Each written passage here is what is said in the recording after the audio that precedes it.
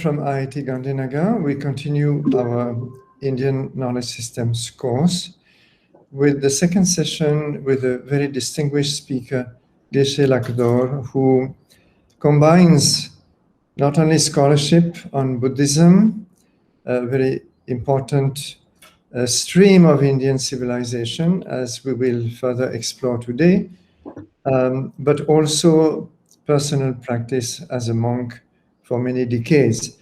He was the Dalai Lama's religious assistant and translator for 16 years.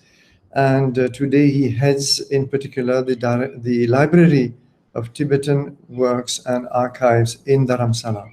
It's a great honor to have you, Geshe La, and we are now listening to your thoughts on Buddhism in the context of Indian civilization. Please. So, good evening, everybody. Namaste. You know the meaning of the word namaste. Namaste means I bow down to you, to the God or the great being that is there in you. So this process of greeting or paying respect to each other is extremely important, both from a theistic point of view and also from a non-theistic point of view. Without judging other people, we must learn to respect them, love them, just as you want others respect you and love you. That is the basis of civilization. That is the basis of culture. The word culture and civilization have been described in different ways. But if you just look at the word itself, civilization, I hope, has a meaning of civilizing people. Unlike animals, I find this word interesting because we can say, generally speaking, we can say human beings. I do not know whether we can say human beings are civilized, but we can say human beings should be civilized. And we can say animals are not civilized in one sense, especially like tigers and lions. Because we cannot talk about culture and civilization with reference to animals and birds because of their limited mental capacity to understand the law of nature and sophisticated aspects of reality. Whereas we can expect human beings to be civilized and cultured because of this human mental capacity. So what is most important in our regular life and also in terms of Buddhist practice is that human beings, according to Christianity, is said to be the crown of the creation. And according to Buddhism, we call human life as precious human life. Our life becomes precious, provided if we use this human capacity to think in the positive direction, in the constructive side, and primarily helping each other, and not harming others. That is the foundation of civilization or culture. This reminds me a statement by the very famous Indian philosopher Nagarjuna, who said that if you want to get well established in your life, now listen this carefully. If you want to get really established in your life, you must strive to benefit others. He did not say in order to get established, start this business, that business, go this way of earning money, become famous. That's what ordinary people are competing and doing. But he did not say that. He said, if you really want to settle, get established in your life, in terms of peace, in terms of happiness, in terms of success, the one magic thing that we can do is genuinely helping others. We can talk about many different types of civilization, primarily in terms of art and artifacts, and all these things are there. And there are many books that you can read. But one crucial thing towards which I'm focusing today, and I will be constantly coming back to that same point, is understanding one's own mind. I call our own mind as our boss. Our mind is our boss. You need to understand this one. Not your husband. Normally the wife points to the husband points to the wife saying, oh, she is my boss, he is my boss. No. Even your prime minister or president is not your boss in the true sense of the term. None of your family members are, in the true sense of the term, your boss. Your boss is your mind. This invisible, formless, shapeless, colorless thing, energy called mind, is the one that is directing you, controlling your life. That's your boss. That's your president, your prime minister. Now imagine, even from a common sense point of view, if I ask you a question, okay, your mind is your boss, but what kind of boss you want? A destructive one or constructive one? Everybody will immediately raise their hand and will say, yes, of course, I want a nice boss, good boss. It's common sense. So the question is that there is no denying the fact that we are all, every individual is controlled by one's mind. There's no denying the fact. Wherever you go, you hide yourself in the jungle, you hide yourself in the bathroom, wherever you go, this stupid thing called mind will be there until you die. Even you die, the mind is said to exist and continue its journey. Now, what is this mind? It's a big topic. We need to study more on that. But the important thing is, we all accept that there is a thing called mind, and it's this mind that is controlling us. That I'm sure you will all agree. Now, the question is, what kind of mind is controlling you right now?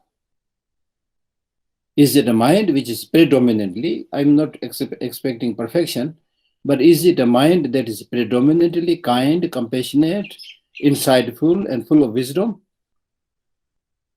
Concentrated, mindful mind? Or is it a mind which is distracted, short-sighted, egoistic, harmful, merciless? I cannot tell this to you. Everybody has to judge. That's why we need meditation. Just judge what kind of mind is controlling you. If you are predominantly controlled by negative emotions, it is 100% sure you are not going to get genuine happiness. 100% sure. You don't need to do any prediction or consult a clairvoyant or do any divination or things. It's 100% sure. Even if your parents are good, even if you have made a lot of money, it's 100% sure you will never get settled in your life. You will never be happy. This point is important because these days, if you look at the world is running today. Everybody is running hither and thither. Your 2 feet is too slow to reach to the destination you want to go. Thereby we invented bicycles, then, 3-wheelers and 4-wheelers, and then cars and jeeps, and then train, and then aeroplane. Now aeroplane that we have right now is also slow. So people are thinking about, inventing much quicker, speedier vehicles. So the question is, why are we in such a hurry? What is our destination? Where do you really want to go? A very pertinent question has been asked by saying that we do not know from where we came from. We know that we are here in the world, but we do not know from where we came from. Very important thing. We do not know. Still, of course, you don't know right after the birth, but even now after so much degree and learning, still you don't know from where you came from. In Buddhism, we generally point our finger by saying you came from previous life, but what exactly is it? We have no idea from where we came from. We know we are here, that much we know. But how long are you going to live here? We have no clue, no idea. You take the best of the organic food, consult the best of family doctor, do all your needed exercise and things like that. All this will help you. But there's no guarantee that you will live up to, say, 50 or 60 or 70 or even tomorrow. This is a fact. I'm not trying to scare you, because we must know, accept the fact. Then we can change our mind. We know that we are going to die.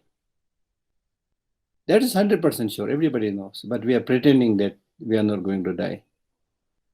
We are living as if we are not going to die. But you cannot cheat the death. Let me tell you a story to make this talk a little bit more interesting. There was a gentleman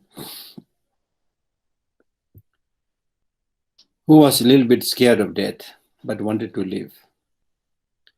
So one day he was in the marketplace. So somebody knocked his shoulder from behind. Then he looked back and he found the messenger of the death was standing there. He was horrified. But the messenger of the death, the Lord of Death, he said, no, this time I did not come to pick you up. I came to pick up someone else. And your turn is after 1 week. Then he felt, okay, I have time, so I must hide myself. He just left that place and ran and then hid himself in a kind of cave amidst the mountain. So he spent 6 days. On the until seventh day, nobody came. So on the 7th morning, he just craned his neck and came out of the cave and did some relaxing exercise and thought, okay, finally the messenger of death could not find me here. So there was nobody there. It was in the mountain. But suddenly somebody again tapped his shoulder from the behind. Then he was very surprised. And he said, how did you figure out that I'm here? And the messenger of death was, instead he said, I'm more amazed than you, because actually, the Lord of the Death has asked me to pick you up from here, but I saw you last time in the marketplace. So I was actually surprised. Anyway, this is now your turn to go. So by this story, there are so many stories like that. It can come anytime. Why I'm telling this? Many people think, oh, why should it? Some people even go to the extent of saying that, oh, Buddhism is a pessimistic religion. It talks about death, it talks about suffering, and what we actually want is the sunny side, life will be okay, everything will be okay, there will be no suffering. I mean, why should you tell lie? Buddhism do not just talk about suffering, it also talks about happiness. In order to get genuine happiness, you need to highlight the problems, difficulties, and then figure out how can you come out of these problems, difficulties, and find long-lasting happiness. So therefore, in Buddhism, we say suffering is introduction to happiness. Sometimes I use the word challenge instead of suffering, because people don't like the word suffering. Then I say challenge. Now in life, there's so many challenges.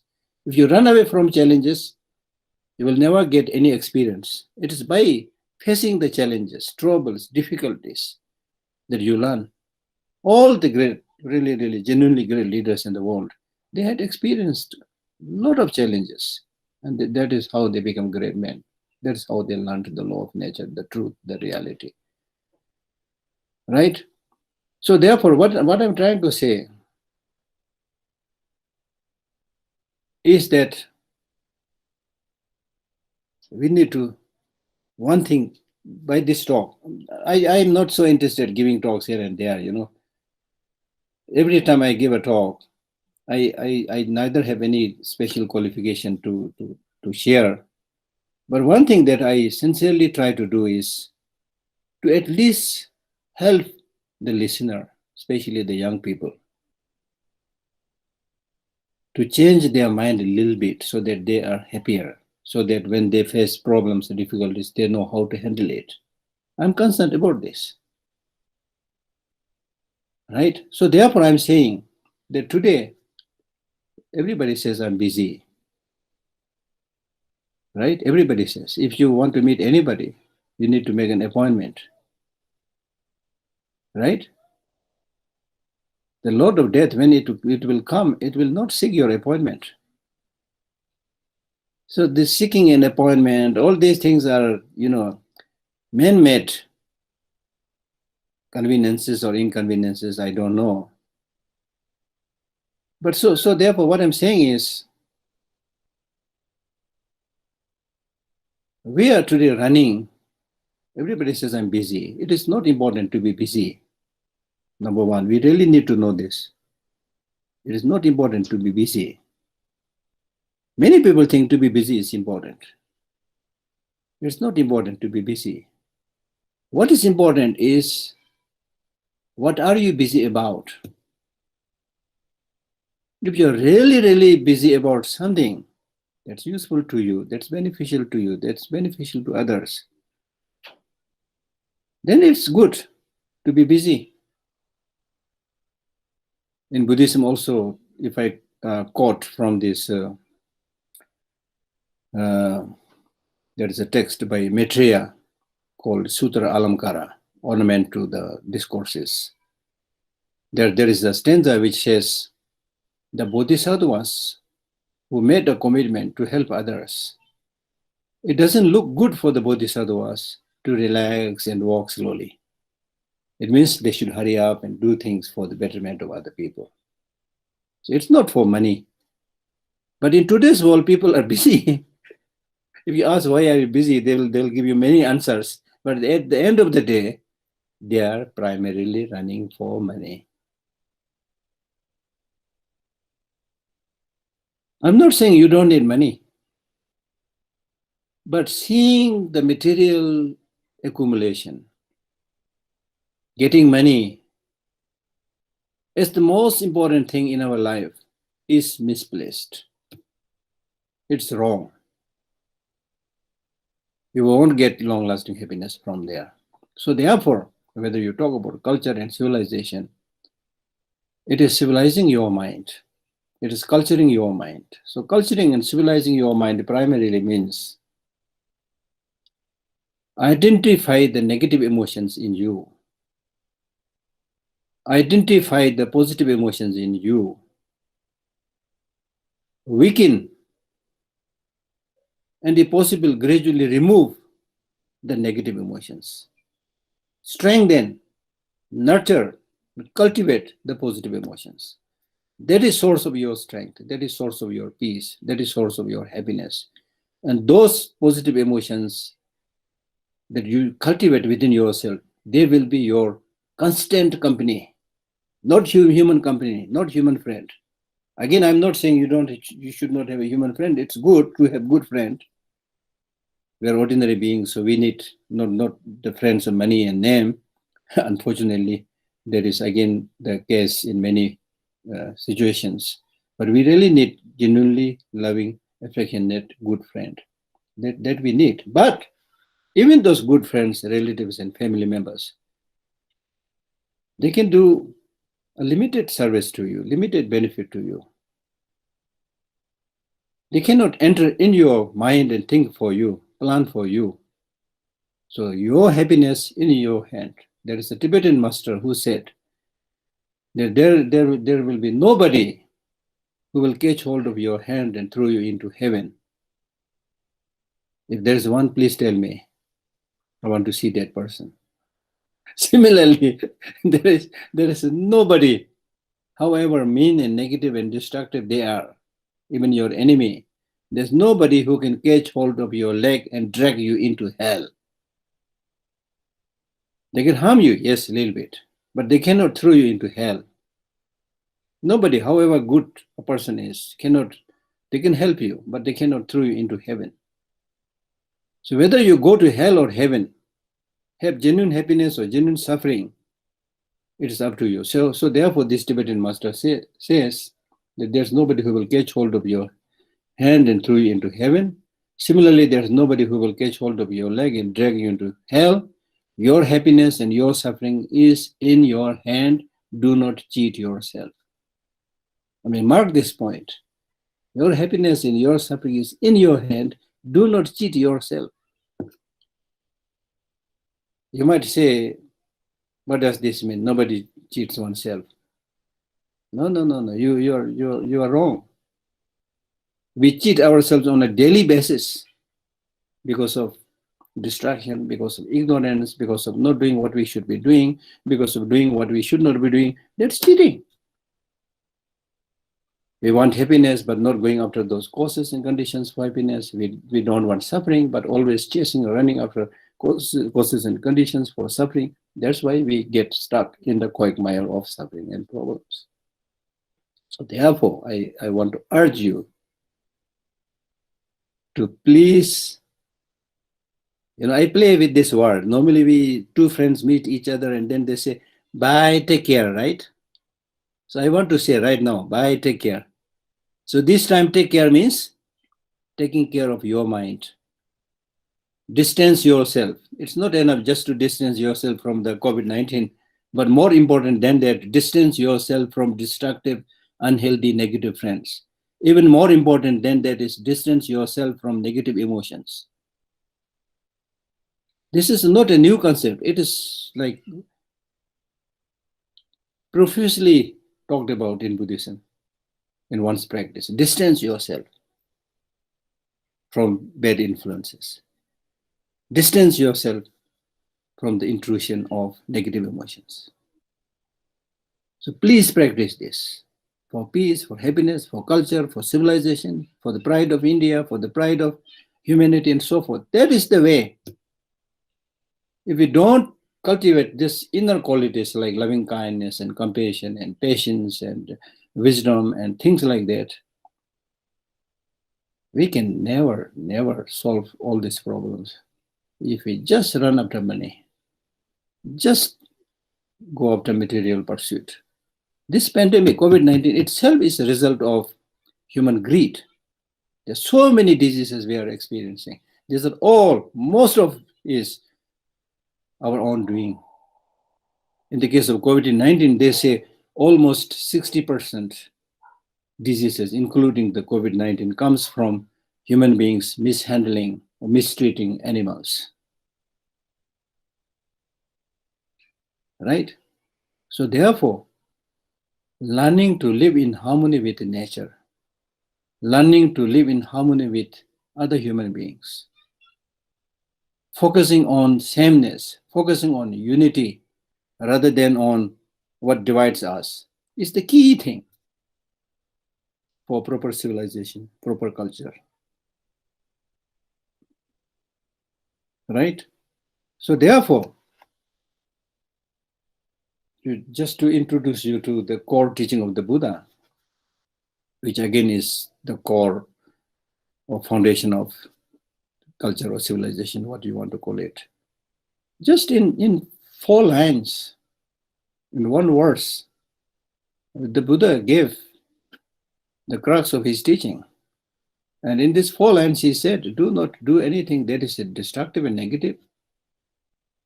Do everything that is, do perfectly those things which is positive.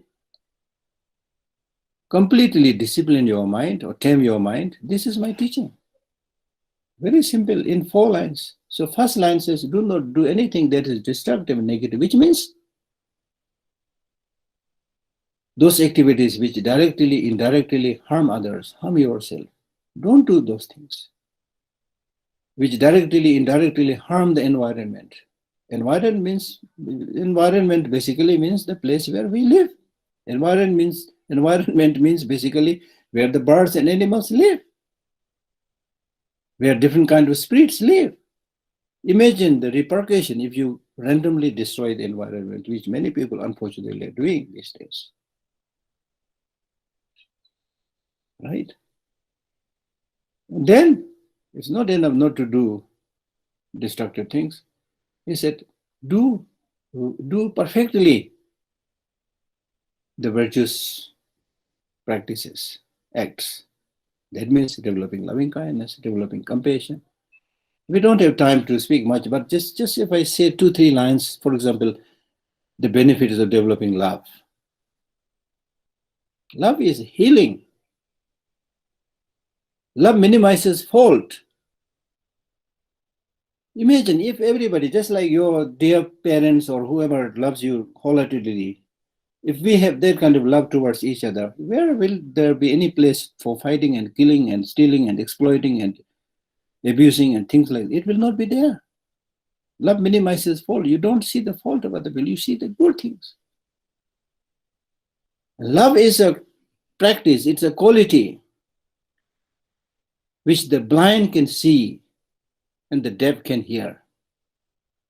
I mean, amazing qualities. If you have one, that's why in one of the teaching, the Buddha said, if you have one practice in the palm of your hand, you have all the practices in the palm of your hand. And what is that practice? It is practice of compassion, great compassion. Imagine. This clearly shows we don't practice. If we practice just one quality like great compassion, just one practice, compassion towards all sentient beings, thinking how nice if they all meet with happiness, that they are without suffering, and I myself will come forward to remove their suffering. It's just amazing. It's so healing. And now scientists are saying that people who practice these qualities are also, their immune system is better, their sleep is better, their health is better. Repeatedly, I'm reading these days, article after article. Even if you don't talk about the long-term nirvana or enlightenment and things like that, just for your health and happiness, the positive attitude. Now, how can you cultivate a positive attitude? That is a question that people normally ask, in this world where everybody is trying to take advantage of each other and exploit each other. And then there's so many other problems and sufferings are coming. How can you maintain such a positive attitude? You need to practice. But for the initial practice, I'll tell you one thing. There is a beautiful quotation from 8th century Buddhist saint Shantideva. He was so peaceful, even when he was a child. Shanti Dut bolta hai na, Shanti, he was almost like an epitome of peace. So people gave him this name, Shantidev. And he has written 8th century. He has written this famous book called Entering the Bodhisattva Way of Life, which is basically a book on ethics, written in the 8th century. It has around over 1,000 shlokas, and then there's so many commentaries on that. It's one of the most amazing texts I've ever seen. I read so many books. So there he says, in life there will be problem, there will be difficulty. So he says, when you face a problem and difficulty, if it is something you can change, don't worry, because you can change it. Just make effort and change it. So beautiful. Then he said, if it is something that you cannot change, don't waste your time worrying about it. Do something else. If it's something you can't change, no use worrying. Such a wonderful piece of advice. Such kind of advice is important because normally, we have this habit of just focusing on all the miseries, all the problems. He has did this to me, she has done this to me, the climate is not good, the shoe is small and pinching and whatever, We keep on harping on all those problems. So if you keep on thinking on the problems, you will get the result of experiencing those difficulties. But life is not just problem. Life is not just happiness. And the happiness and suffering also dependent much on how you see things. It's really, really 100% sure. It's how you see things. You try, you test it. You test it. Your mind is the maker of your destiny. So please, please, try to reduce negative emotions like anger. If I say this, you may not be able to digest it. But do some experiment. For example, we call anger a negative emotion. Now, whether this is a negative emotion or a useful emotion, you do some experiment, do some research. I'm just talking on one emotion, negative emotion. There are so many others. If you have time, then gradually you experiment with all this. Now, for example, with anger, I'm 100% sure that at one or other point of time, we have all flared out. We have all become angry, right? Pitaji se gussa ho gaya, mummy se gussa ho gaya, we just flare out, get so irritated, angry, and things like that. So now recall those moments when you got angry. What did you do? What did you say? Did you really enjoy the life? Were you really happy when you were angry? What did you achieve through that anger? Just honestly. Right now we are talking about anger as a negative, but to start with, you don't have to say anger is a negative, but do an honest analysis, whether it is positive or negative. Give mark on both the sides, based on your personal experience. I am 100% sure that what the anger did was bringing more suffering, more problem, more disturbance, and does not solve any problem. The reason is because when you get angry, your mind stops functioning. You become blind. Your capacity to judge between what is right and what is wrong is lost. ऐसा कोई भी नहीं है जो सवेरे से दफ्तर जाने से पहले सोचते हैं कि मैं आज गुस्सा करूंगा. ऐसा कोई नहीं करता है ना. Nobody just right in the morning makes a motivation saying that today I'll get angry. Why we don't do? Because we have some idea anger is not good already. But unfortunately, when you go to work and meet people, and especially some not so nice people, then you get angry. Sometimes you fight. है ना? Experience है ना हम सबके पास. Then at the end of the day, when you come back, reflect back, and they recreate the scene of your fighting with somebody. Again, when you look back, review what has happened, I am 100% sure there's nobody who will say, today I fought with somebody, so I really enjoyed the day. ऐसा कोई है? I don't think so.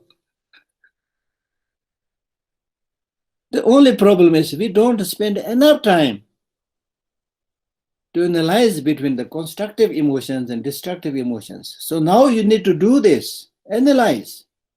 Don't just follow anybody. Even Buddha, don't just follow like that. Don't follow sheepishly or blindly. Just for your own personal well-being, happiness, well-being of the society and the community and so forth, your family and so forth. Change your attitude. Speak nicely, softly. Create that atmosphere of peace wherever you go. Don't compare yourself with others. Blossom like flowers. If you visit a particular garden, you see so many flowers blossoming. But these flowers, I don't think they compete each other. They never compete each other. They only flower, produce their flower, produce the fragrance. That's their job. Then they vanish. Human beings, when our unruly mind is not trained, then we compare and judge people, Judging people. Who are you to judge people? We keep on talking about other people. She did this, he did this, she's ugly, he's handsome, this, that, all those stupid things. So why you just care about yourself? Talk about yourself. What is your state of mind? What is your situation? What is your mental health? How can you improve yourself, transform yourself? We don't do any of these things. And then go out and talking about changing the world. How can you change the world? The English word individual itself, the word itself tells us individual means indivisible part of the bigger whole, the world. We are individuals. So individuals don't change. How can the world will change?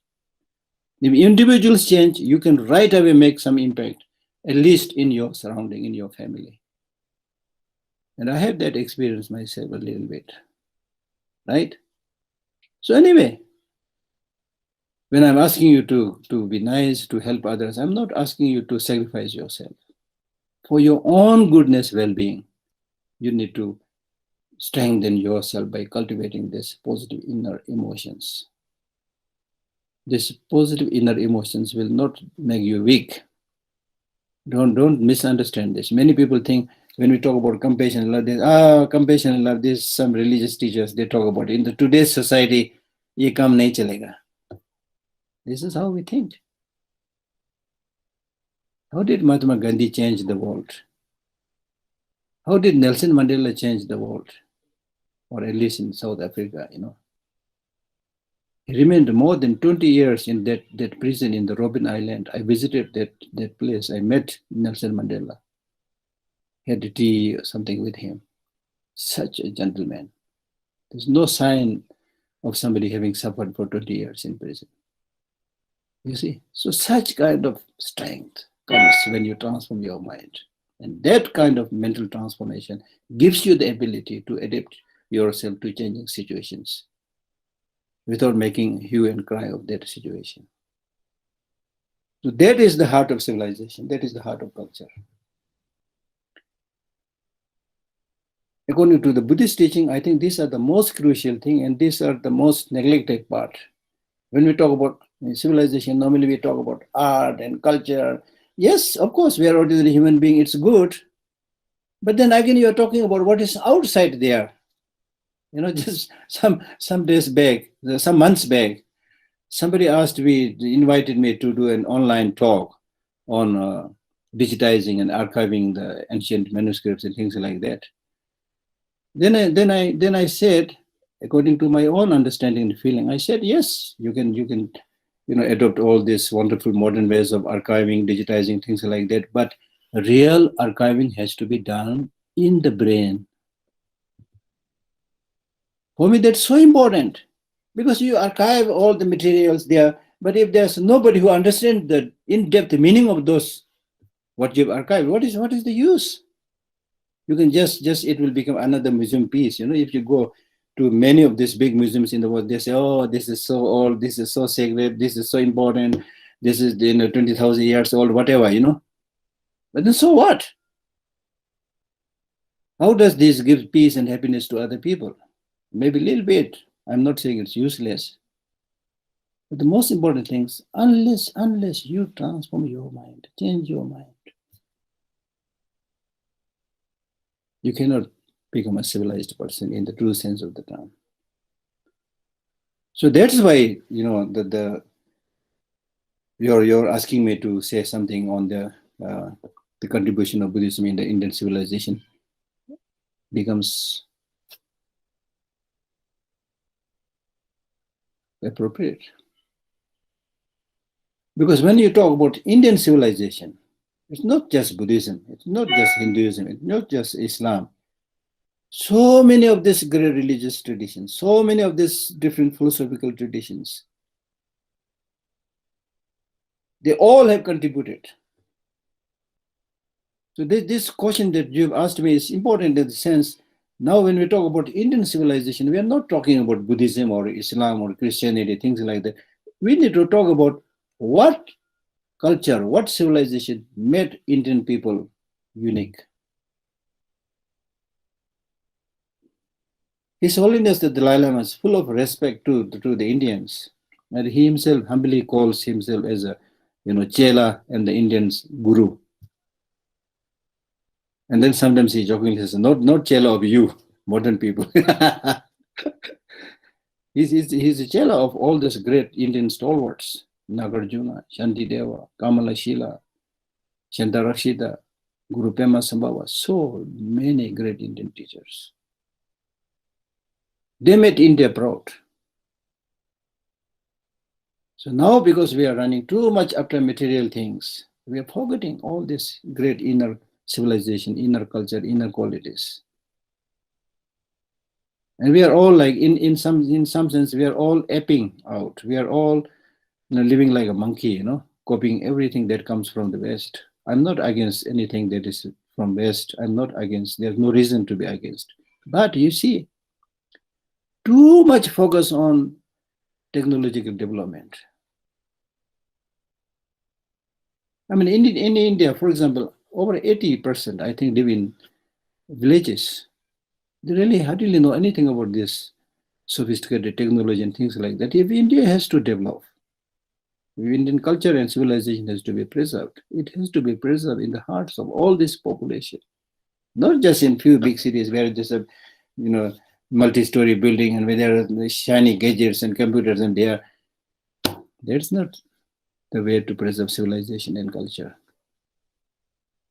And if India really has to stand out, एक समय था पुराने जमाने में India को बोलता था सोने का चिड़िया, right? There was a time in India when nobody had to lock their door. Everybody was able to trust others. That is culture. That is civilization. अभी तो कितना भी मजबूत दरवाजे क्यों ना हो, तोड़ने वाला तोड़ के जाता है. क्यों? Because there is no sense of shame, no sense of concern for others. Again, to quote Nagarjuna beautifully said, if this world is to be sustained, then it can be sustained by two practices, having sense of shame and sense of concern for others. Shame and concern for others. Shame means use your own reason. I cannot steal because I'm an Indian. I'm son or daughter of this and that family. I belong to this religion, that religion. Because of this, if you don't steal, don't do anything that is negative and bad and destructive, that's called having shame, which is so good. Similarly, sense of concern for others. If I do this, it is not suitable to my teacher, name of my teacher and things like that, or to the well-being of other people. All right? So therefore, I want to urge you, although I'm sure you know all this, I'm not saying as if you don't know anything, you know everything, probably. But sometimes even if you know, knowing is one thing, but to keep it in heart and practicing is another thing. So therefore, if you really want to get established in life, help others. Be less egoistic. So one of the greatest contribution that the Buddha made was not accepting a creator God. Because he came at a time when there were so many people accepting a creator God. So many of these Saramanirikas or Sharmaniras, they say, who was not satisfied with what is happening in the society and went into the forest, they challenged many of the prevailing situations there. And Buddha was one of the bold practitioners who denied the existence of God. Again, I'm not saying that believing in God is not useful. Whether it's useful or not useful is a different thing. Again, I'm not saying which religion is best, or I'm simply saying the reason that Buddha did not talk about a creator God was his main focus was to believe in oneself. Personal responsibility. That makes perfect sense even today. If you want to change the world will not change by praying to God or praying to Buddha. It is you're taking the step. You're taking the responsibility. Me taking the responsibility. We can change the world. Not just sitting and praying. Personal responsibility. And then another very important contribution that he made was there is no enduring self, everlasting self. He spoke about impermanence. He spoke about suffering. And then he spoke about having nothing, person or any phenomena having enduring reality. Enduring reality primarily in the sense of having independent existence. This is a great finding. Even the scientists today They've started talking about, for example, the general theory of relativity and the specific theory of relativity and things like that. They've started talking about theory of relativity and things like that. But then they've started talking about finding the objective reality, finding the objective reality. Buddha said there's nothing having objective independent. There's an object on a conventional sense, but nothing having independent inherent existence. If you try to find it out, you will not find anything where you can pinpoint your finger and say, this is it. You will never find it. The Buddha said this like 2,500 years before. Now the scientists, not long before, they are working very hard,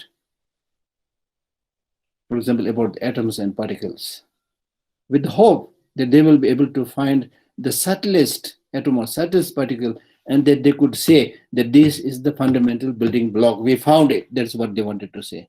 Buddha said, you will never find it. Now they have not found it still. Now they are saying that we thought this is the fundamental one.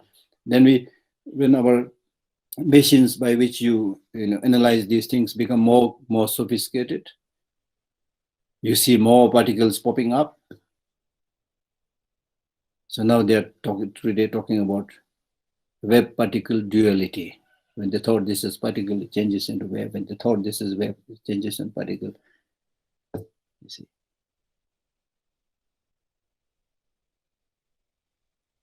Right? Great contribution.